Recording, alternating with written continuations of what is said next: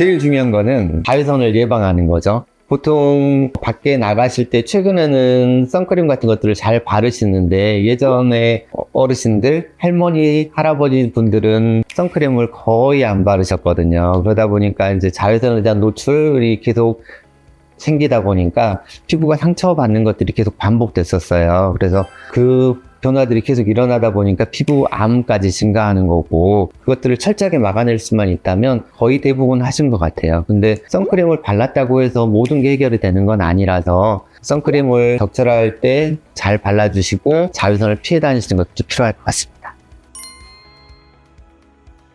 자외선에 노출되는 곳들은 선크림을 다 발라주시는 게 좋고요. 근데 선크림을 통해서 자외선을 너무 차단하게 되면 비타민 D 생성이 좀 덜 되기 때문에 중장년층에서는 그게 조금은 더 해로우실 수도 있어요. 그래서 그 부분들을 좀 적절하게 이용하셔야 되는데, 한 30분 이상의 야외 활동 같은 것들을 하실 때는 선크림을 발라주시는 게 좋고요. 근데 더 너무 햇볕이 강할 때, 그럴 때는 선크림으로만 하려고 하지 마시고 양산이나 뭐 챙이 넓은 모자 같은 것들을 함께 이용해 주시는 것도 좋을 것 같습니다.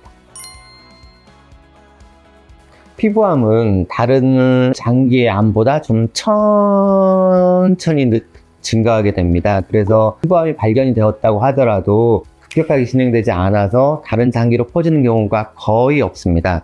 그래서 조기 진단을 해서 그 부분들을 발견을 하고 큰 병원에 가서 안전범위라고 하는, 보통은 그 병변보다 한 2cm 정도 경계를 두고 도려내게 되면 그 병변들이 퍼지거나 그러지 않아서 너무 걱정하실 필요는 없습니다.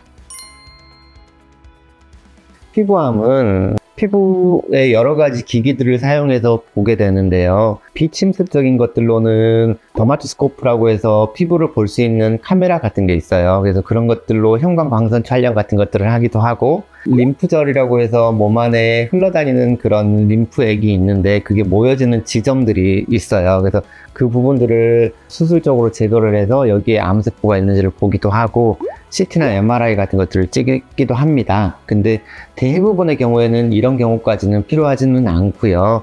주기적으로 1년에 한두 번 정도 사진 찍고 필요한 경우에 펀치 바이옵시 같은 것들을 해서 그 부분들을 확인하면 되니까 너무 걱정하실 필요는 없습니다.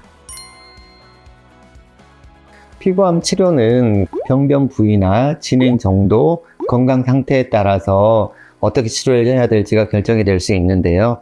그냥 간단하게는 그 부분보다 조금 더 안전 범위를 좀 제거하는 것들로 해서 끝나게 될 거고, 근데 이제 여러 가지 검사를 해서 몸에 다른 장기에 혹시라도 퍼져 있다고 하면 그쪽 관련된 부위의 장기들에 대해서 한꺼번에 검사를 하시고 거기에 적합한 치료를 하시게 될 겁니다. 저희 병원에 오셨던 분들 중에서 악성이 의심되어서 수술을 받으셨던 분들이 있는데요. 그분들이 재발이 되셨던 경우는 아직까지는 없습니다. 그렇지만 재발 가능성은 항상 있죠. 그래서 극소수이긴 하지만 재발 가능성은 있을 수 있으니까 항상 주의는 기울여 주시는 게 좋을 것 같습니다. 피부암을 수술적인 치료를 하시고 나서 생기는 것들은 범위가 크지 않는 경우가 많아서 흉터가 거의 없을 겁니다.